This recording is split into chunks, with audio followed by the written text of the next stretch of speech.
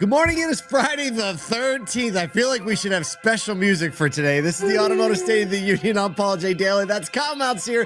Today we're not talking about Friday the 13th. We're talking about Lithia not selling Chinese cars in the U.S. Stellantis bringing back diesel. And I mean, yesterday was like AI applications. Today it's AI during job interviews. So we're really continuing the trend. Yeah, and tomorrow it's going to be... AI was actually the one applying, and AI is the one doing the job. Yeah.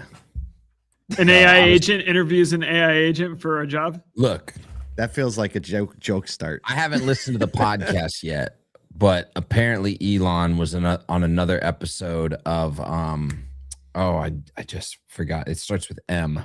Something? No. It's a podcast. They talk about a ton of AI stuff, and it's basically these two guys from MIT and then Elon, and they're like, no, we have AGI. It's just not like the whole world isn't exposed to it yet. Like we're there. Oh, Elon said that? Yeah. Wild stuff, fam. Wild stuff. And we're like, and some people are like on the free version of GPT and it's like 3.5 still. And they're like, what is the mathematical? So scary. You got a recipe. Hey. Got a recipe. I don't know what else to say. Well, we lean into the human things around here and the tech, but the human things too, which means you can watch the first episode of season 2 of The Truth About Car Dealers at Bozard Ford Lincoln on YouTube right now. Go to The Truth About Car Dealers. You'll find out why I'm wearing the glasses that I'm wearing in the picture and why Bo Bozard is looking at me like that. That is definitely one of my and Nathan's very favorite moments of the whole show is when Bo answers my question to him in this still frame. Worth going to see. Go to thetruthaboutcardealers.com. You can watch that, including the episodes from last season. And remember, we're releasing another episode this upcoming Wednesday and the following Wednesday. Go check that out. Oh, hey, we have a new episode of Auto Collabs out. We didn't talk about this yesterday. But we're talking to Bob George of iPacket, and he says the coolest thing ever. He says, I mean, we're talking about AI. Can we talk about regular eye for a minute? Some people need a little dose of regular eye. You know regular what I'm saying? eye. You know. So I love it, especially because the company name is iPacket. So you can go check that out by searching Auto Collabs on your favorite podcast platform, and it'll pop up. You can watch it, or you can go to our YouTube channel and watch it there too. You know, you have a cute little YouTube URL, asotube, ASOTU.be. Get on it. We're so cute. All right, let's talk about some news. Lithia Motors CEO Bryan DeBoer signaled the company is not planning to be an early retailer of Chinese vehicles in the U.S. or Canada, citing the lack of a built-in service base to support long-term profitability. DeBoer said without an established fleet of vehicles on the road, new Chinese brands would not provide the recurring service traffic that a dealership needs to rely on. After sales generated 41% of Lithia's gross product in 25, with a 58% gross margin. It's a super important part of the business. Lithia currently sells several Chinese brands in the UK, including BYD, MG, Chery, Leapmotor, and Jaecoo, across a double-digit number of stores. So they've been in these vehicles. They're selling these vehicles. They got some I data didn't think on about that before. That's we got to ask him that. The UK allows dual franchises under one roof with less than $100,000 in capital expense, enabling dealers to maintain service volume with legacy brands. DeBoer said entering the U.S. market would require a broader partnership with the Chinese automaker, including greater control over after-sales operations and potentially pricing in order to make the economics work without the already existing service base for those brands. Yeah, this will be interesting because you'd also have to have your legacy brands be willing to have that multi-rooftop location, right? So it's like this. Not likely. Yeah. So that's a really interesting play when it's like, okay, how much is going to come into the U.S. and how fast is always the question. Can it get supported? Is there a service network? Is parts availability something that we can have access to? And in the UK, when you have a much smaller footprint, a much easier path to getting that stuff because of the on-land transportation, there's a lot of differences, and I love the fact that a Lithia that has access to this, they understand the sales network, they understand how consumers. It's a real clear picture of the disparity between what the U.S. and Canada can have access to versus maybe what the UK can. They understand the system. I mean, it sounds like the Chinese brands have this figured out overseas, allowing multiple rooftops. $100,000 capital expense to be up and running is a no-brainer if you can make that happen. That's obviously not going to be here the case in U.S. And certainly not a friendly environment to welcome new Chinese brands into the market. There's just going to be a ton of pushback, and I think Bryan just makes a very clear business case for why it's not sustainable right now. Like, there's not politics, it's not this, it's not that. It's like, no, why? Because we make a lot of our money from fixing the cars, and if no one's got a car, then there's nothing to fix. And what are we going to do about that? Hey. So, speaking of what are we going to do about that?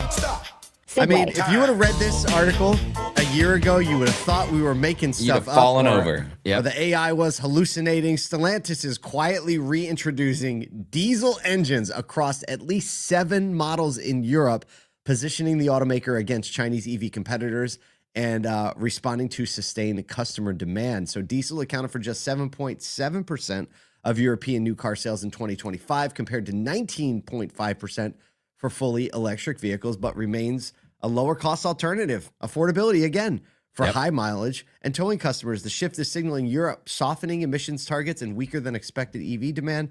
Across key markets, Stellantis recently took a 22 billion pound or euros in charges back as it scales back their EV ambitions. That's a common thread across the pond after previously targeting 100% EV sales. I wish we had the trigger button the year 2030, because now we're just playing it as like a told you so moment. Chris Knappman, you found it. Oh man, this was our saving grace. That was old school. I mean, year 2030, everybody was saying everybody, all EV. Yeah, that's not Chris happening. Knappman, Car Gurus of UK editorial director, said, quote, "If you're a European brand looking to differentiate yourself, diesel is an area where you could have a competitive advantage over these newer brands." Yeah, diesel still gets you a lot more mileage, typically as a cleaner alternative, and also towing. Like, that's a great call because of the torque that you get, because of the capabilities of mileage. it, and the mileage. Yeah, exactly. It kills all of that, and we still need, trucks that tow so many things. And so Stellantis coming in and saying, "Hey, we're going to keep solving this problem across 7 models." In a country that is getting a very, very high level of EV adoption, like that's a competitive differentiator, at least in some gap years. Well, the affordability issue as well. The fact that they can just reintroduce those. So going back to the diesel, this is the up and down. Allow us to reintroduce, Like, yeah. I mean, look, the customer will always push back on being forced to do something they don't want to do, and you can only hold on for so long.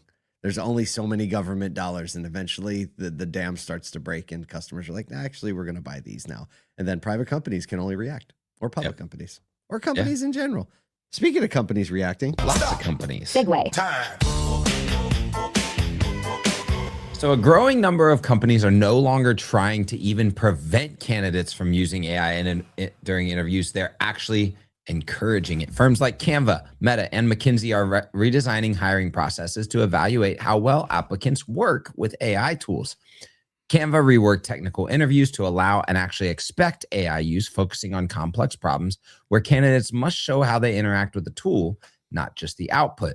Candidates share their screens or submit AI chat transcripts so interviewers can evaluate judgment, iteration, decision-making, prompt engineering.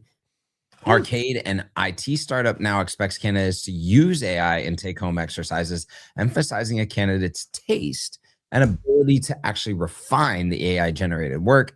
Meta is out there developing AI-assisted coding interviews, and McKinsey is piloting case interviews using its internal AI tool, Lily. Canva CTO Brendan Humphrey said, "What we're testing for now is an ability to harness that power, to control that power, to kind of ride the dragon."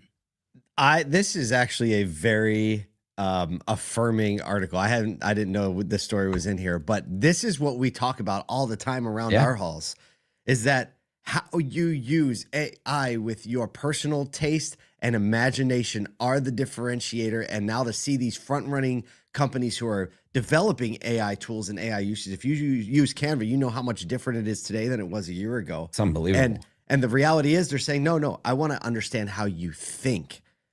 ability to ride the dragon is such a great Yeah, visual. I mean, internally, we made the decision to require people to no longer say, "I used AI Absolutely. to do this." We said our expectation is if you aren't leveraging some sort of technology, whether that be AI or other technology, to get a portion or all of your output, then you're doing it wrong. Yep. And that's a massive pivot from a year ago when you kind of needed to say that because there was so much like noise with AI, but the noise is less. And the practical outwork is I can start to sniff like, hey, did you reason with this? Did you understand the prompt? Did you refine this based on your human intuition? Yeah. And so when you look at these big companies doing that, I think any organization should be thinking, are we just like, kind of coddling the use of AI, or are we expecting it and checking what the output and the response is? Yeah, no entrepreneurial or business that's going to survive over the next years can fall into the protectionism that is natural when AI wants to do something that you used to do. You start to fall into that protectionism, you allow your organization and your people to fall into that protectionism, then you're definitely on your way out, and those people are going to be jobless, and you're not helping them develop the tools and skills they need to have a successful career with you with someone else. So this is, I mean, never goes out of style, Kyle. It's called leadership. Boom. Ever. I don't know. I Never think that's good. style. I think we've done enough for today. Go out there, try some new AI tool, but whatever you do, stay in touch with the human side of the business. Go to The Truth About Car Dealers. Watch episode 1 of season 2 of the show.